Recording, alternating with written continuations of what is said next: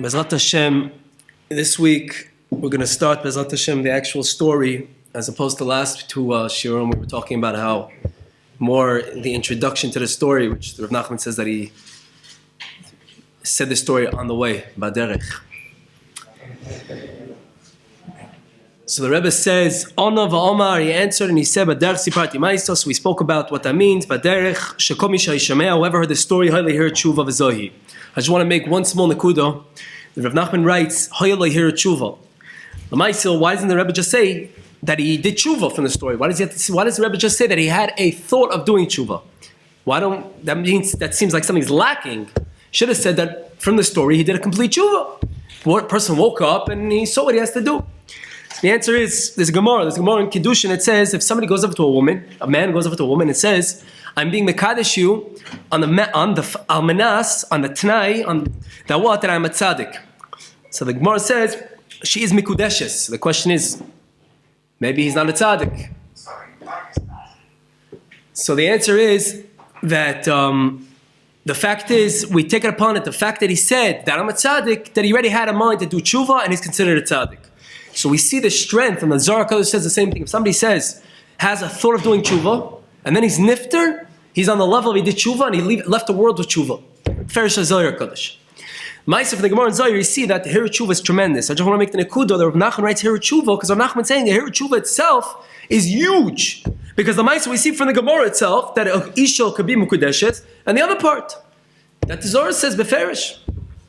So just that's a small nekuda. Now let's start the actual story. There's a story There's a story with one king. They had 6 sons, ubat achad, and 1 daughter. And this daughter was very, very, very, very, very chashuv. In chashuvah, he very much cherished this daughter, which seems more than the other 6 sons. And he loved her, had a loving for her more. And he spent a lot of time with her. One time, they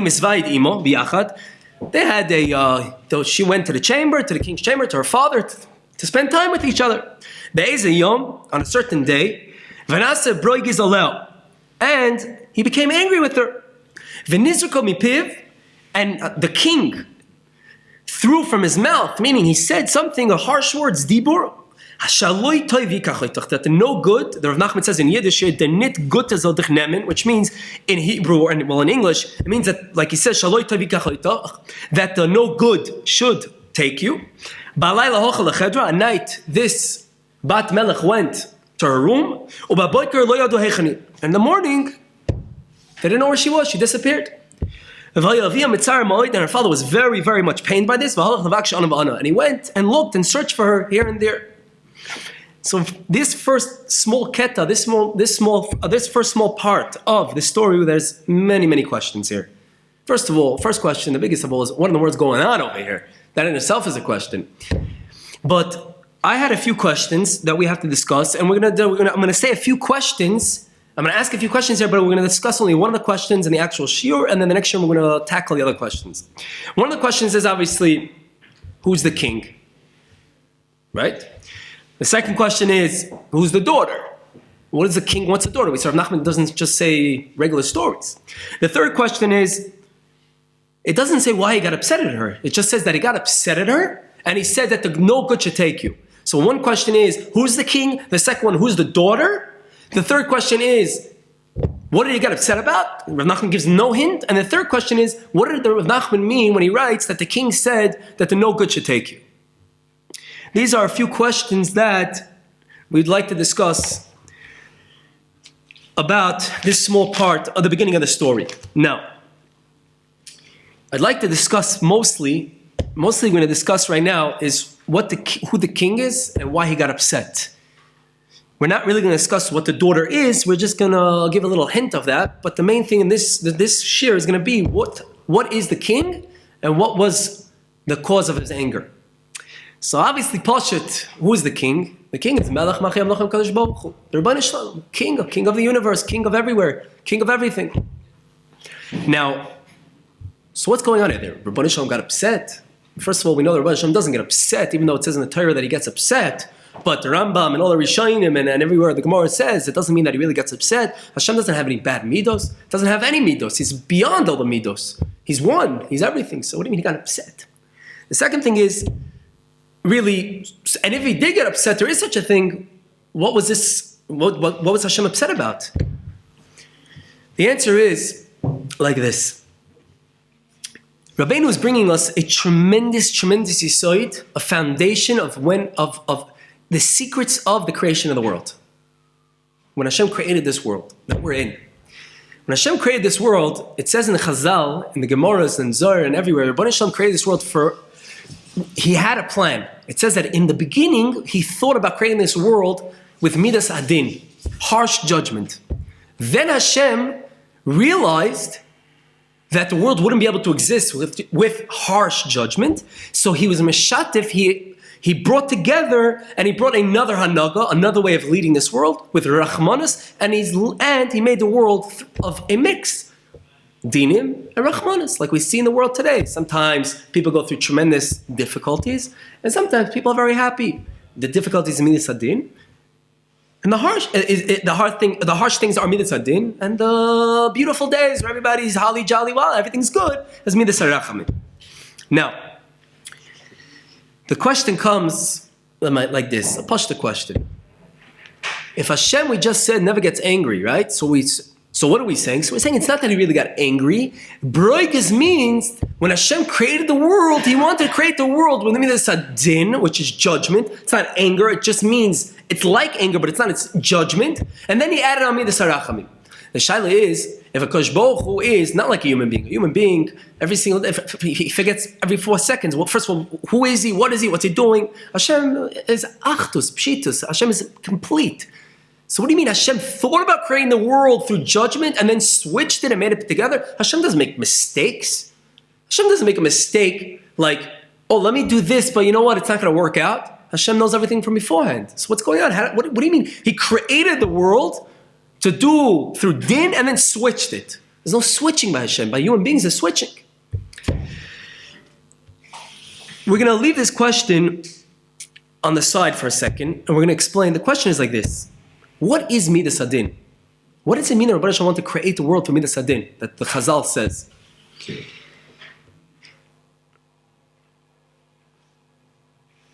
The answer is, midas adin is like we just said before. Midas adin is whenever somebody feels down.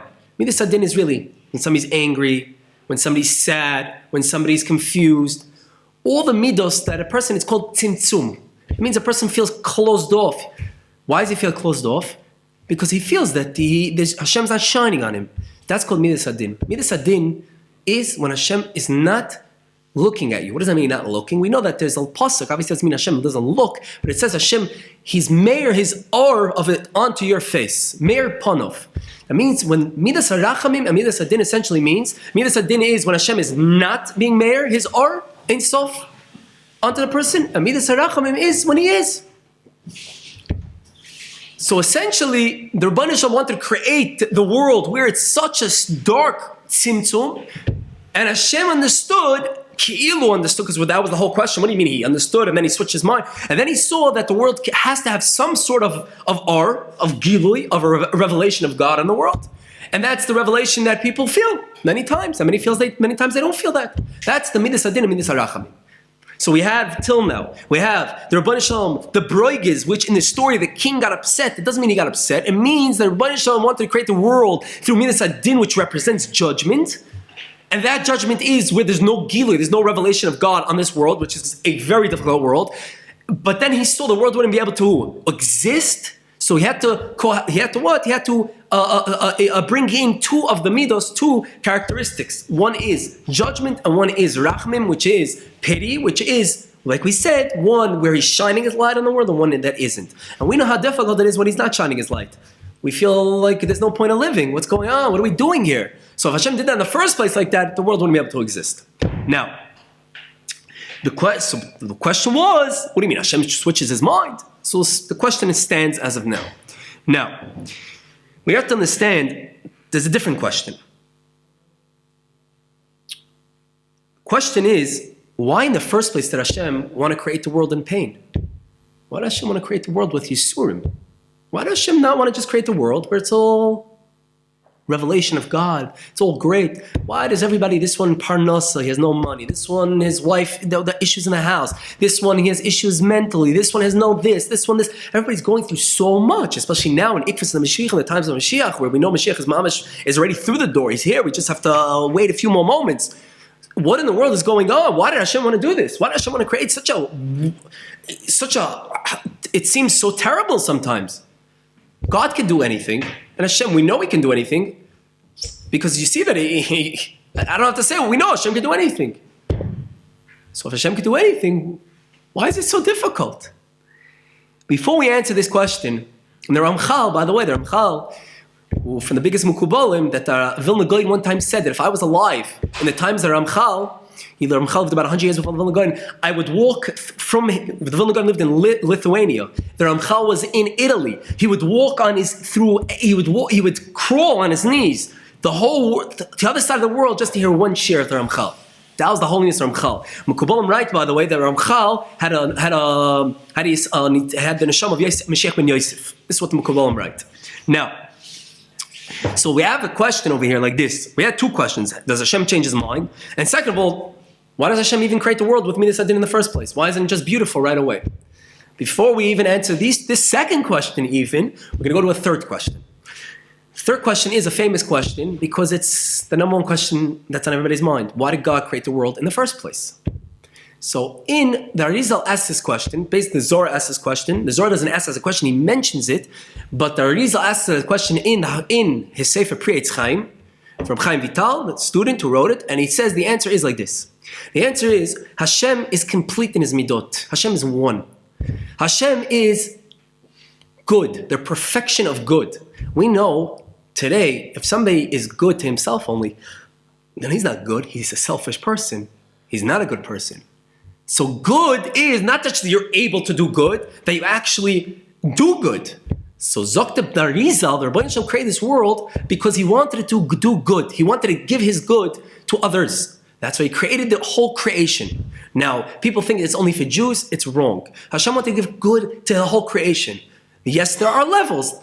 Non-Jews are here, and Jews are higher because they have higher neshamas and they're closer to Hashem. But the creation and everything, the whole creation was one purpose. Hashem, who is the definition of good, He can't be good until He gives over His good. And that's why in Sefer Oitzes Chaim, which is the Reb Chaim Vital, Oitzes Chaim is called Oitzes Chaim because they found the writings in the kever of the Reb Chaim Vital. They found out that there was writings in the kever of Chaim Vital. They weren't allowed to open the kever because of his holiness until the Rashash, 100 years later, a couple hundred, he gave them permission, and they found it, and they found that it's very much similar to Pri Eitz Chaim and all that, but it does have tremendous yisoidis that are not found in the other Sfarim. But in general, a lot of Mukubalim say to start with that Sefer because it teaches you about the Ishtalshalis of all the worlds, and then it's the basics. The answer is over there in Oitzes Chaim, the first thing the Chaim Vital writes, B'Shem Arizal, is why the Rebbe Nachman create the world? Because of Yud Gimel Midos. What's Yud Gimel Midos? Giving good. The Rebbe Nachman is known as Yud Gimel Midos. Obviously, it's not Hashem. It represents Hashem that He's good. He can't be good until He gives to others. So that is the reason why the Rebbe Nachman created the world. So, the question is, what is this good that Rebbe Nachman wants to give us? Because we understand that right now this is not the ultimate good. We're working for the good. Like the Gemara says, and the Mesilas Yesharim brings that we're right now in the, this surprise door. We're just in the hallway to get into the big party. It's like the little city, and then you come into the huge metropolis, the huge city. The point is, so what is this that we're, what are we waiting for? So Muslims, let's just understand, Muslims, what are they waiting for? They're waiting for another Mercedes. Instead of 2 Mercedes, 3 Mercedes. 3 villas, they want 5 villas. 10 women, 20 women. Okay. Nebuch. That's their asogas. Christianity, bechlal, it's a klipa. It's just pure, whatever. Whatever. Yiddishkeit, what is Yiddishkeit? What is this good that Hashem wants to give us? We can feel it now. To a very, very small level, nothing. Connection with Hashem. It's called dveikus. What's the point of this world? To be dovak in Hashem. Being dovak in the Rebbeinu Shalom is the good that Hashem's going to give us. And in Olam Haba, we're going to have such a dveikus with Hashem that it's going to be incredible. What is this dveikus called? The Mesilas Yesharim writes one word. Ziv HaShechina. The shining of the Shechina on to the Jewish people. Now, what is this good? Let's just give you an understanding a little bit. The Ramban writes, the Ramban from the Rishonim, tremendous Makubal writes.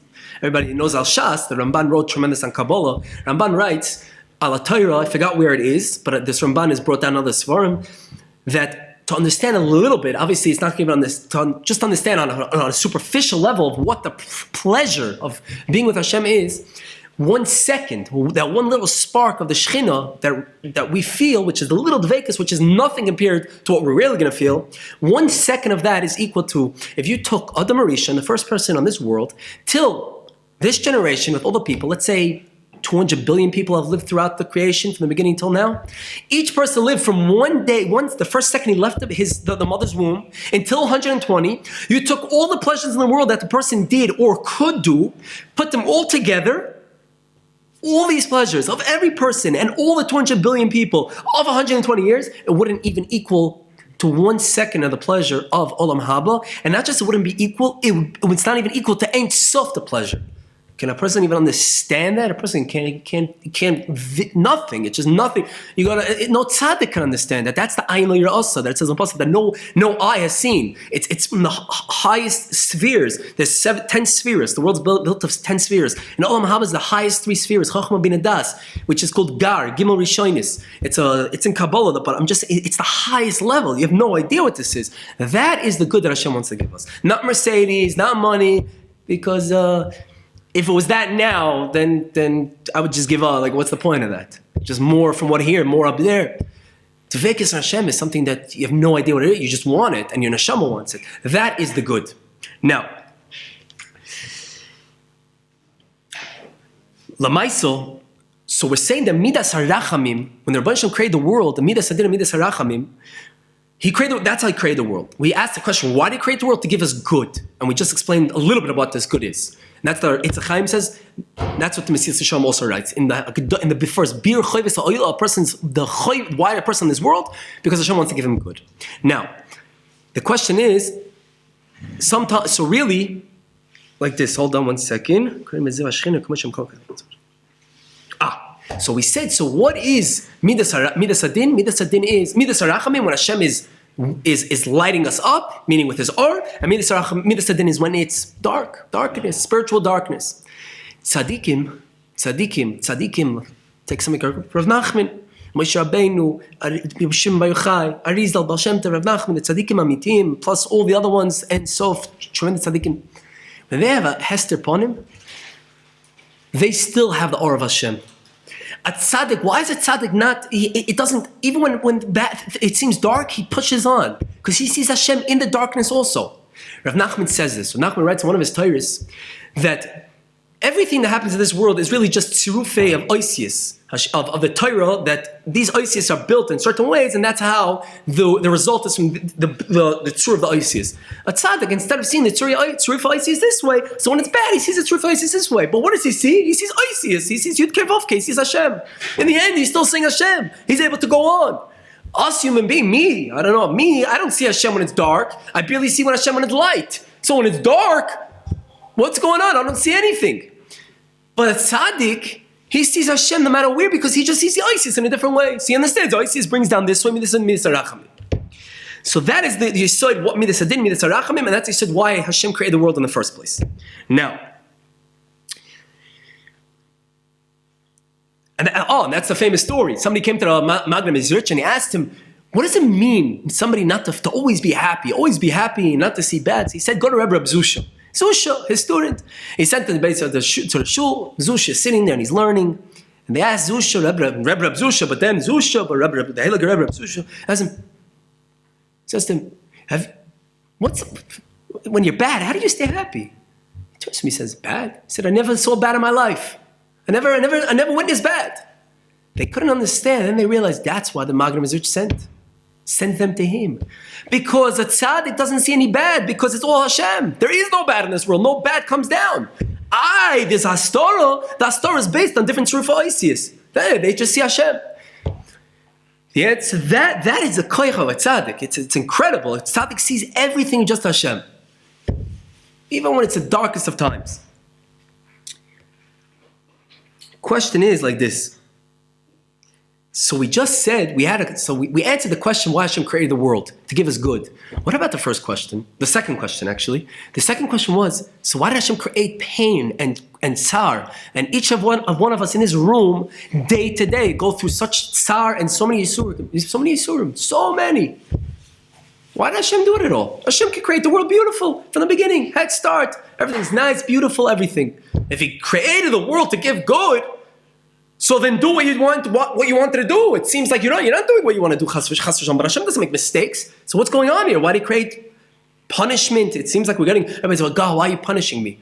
But it's true, because you feel that Hashem is punishing you. What's that punishment? We just said, midas hadin, that Hashem is not lighting. He's not shining.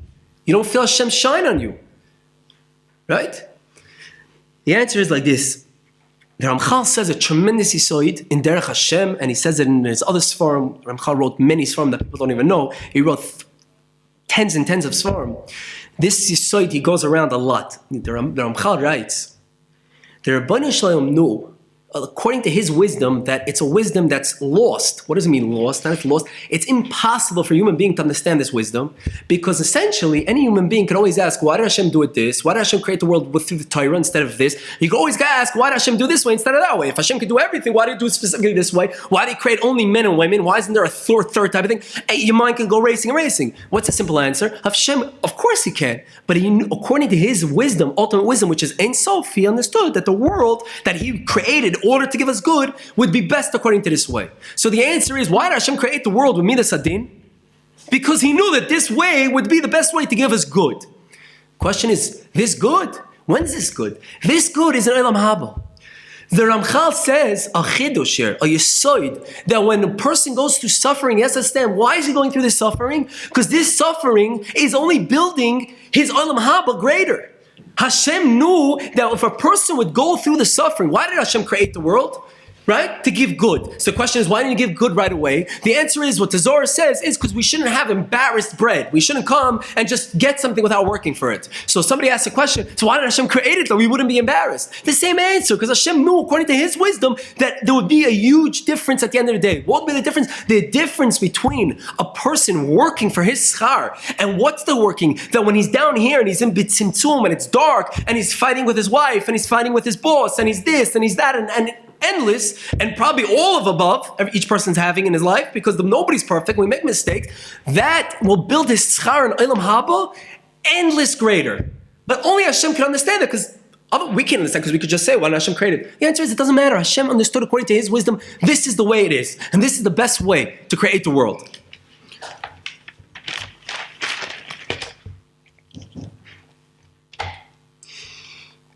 So it's a tremendous nikud over here. A person has to really look. What does Rebbe Nachman say? Rebbe Nachman says, what's the whole galus? Choser das. Missing intelligence. What is missing intelligence? We have a brain. Missing the intelligence that everything Hashem is doing is for the best. Because if a person really accepted all the suffering that he had himself as best, then what? Then the Gula already come. Because the whole point of Hashem, why He wanted, was that each person should realize that it's all for the best. These nisyonis, and we said from the Rashash, that the Rashash says, from the biggest makom, that these nisyonis were already written down, that they would happen before Hashem created the world. Because this is the whole reason why Hashem created the world, so that we should be able to get the Olam Haba much greater. So Zokt, what's the pshat over here? The pshat is incredible. And when a person has suffering, he should say Hashem just wants, is the opposite. Hashem loves me. Hashem wants me to get even greater Olam Haba. Because that's the whole point of the suffering in the first place. I wouldn't be suffering if Hashem didn't want to give me good. And that's what tzaddikim do. Tzaddikim accept their suffering in a great way. Like Reb Zusha, I don't see any bad. Because he sees that everything is just built, is just for the best. Like we said, there's no bad that comes from Hashem because He's the tachlis of good. And that's what everybody always asks. You see on the internet, I remember when I had all these questions before I got into Kabbalah, because Kabbalah answers everything on people asking, if God exists, right? The family of God exists, why is there suffering? The answer is because if you knew what the suffering is in the first place, you wouldn't ask the question. But you don't know what that is because you're not learning Torah Kadosh that has the answers, because that's straight from HaKadosh Baruch Hu. So the answer is that Rebbe Nachman created Midas Din because he knew that would be the best way in order for the Rachamim, which is going to be Olam Haba, which is the infinite great, like we said from the Ramban, would be the best possible way. That answers the two questions, why Hashem created the world and why it was created. And Hashem didn't make no mistake. He knew that what? He didn't make a mistake by not creating the world good right away, because Hashem knew, according to his wisdom, which is endless. The third question we have was the first original question. Did Hashem make a mistake? Hashem said, Chas v'shalom, did Hashem said, I'm going to create the world with din. Then he saw that din wouldn't be able to exist, and he created another one, the rachamim. The answer is, the Svarim HaKadoshim write, the Mekubalim, in Sifrei Kabbalah, they write that Hashem did create that world. And somewhere up in the highest realms, there is a world that is, Hashem is manning this world, he leads this world with only din. But for us special, I don't know about others, but for me, I know that I'm in a world that I barely can even handle, which also has rachamim in it. But why did Hashem create this world for din alone? So we're saying that he did create, he didn't make a mistake, chas v'shalom. So there's two types of anogis in two worlds. It's not really two worlds, it's two different anogis, the way Hashem leads these worlds. What did Hashem create the din for? Hashem knew that there's going to be such big tzaddikim, like we said before, Moshe Rabbeinu and all the Tanoim, Rebbe Nachman, that they would reach such a high level in their avodas Hashem, and they knew that all this din was because of the reason we said before, because it was really for the tachlis of building of the next world to get closer to Dvikas and Hashem. They turned to Hashem and they asked Hashem, we don't want to live in this world where there's any rachamim. We want the world that's somewhere lost above, ki'ilu lost, that's of course not. And we want you to be manig. We want you to lead us in a way where there's only midas hadin. What's midas hadin? Where we don't feel you, we don't see you, but we continue fighting. And that is essentially really the answer to the question. Because the question was, did Hashem he didn't make a mistake, created both. Where do we see that in time that somebody lived like that? Rabbi Kiva.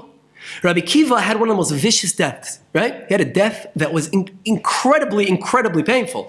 The Romans, he was one of the Asari Rugi Malchus, right? And the Romans took iron combs and they skinned him alive with iron combs, and that's how his neshama left. Before his neshama left, he was nifter. His talmidim were screaming, Rebbe, this is how you want to go? This is the schar, the reward for somebody like you, Rabbi Kiva, the whole Torah Shebal Pez, Rabbi Kiva.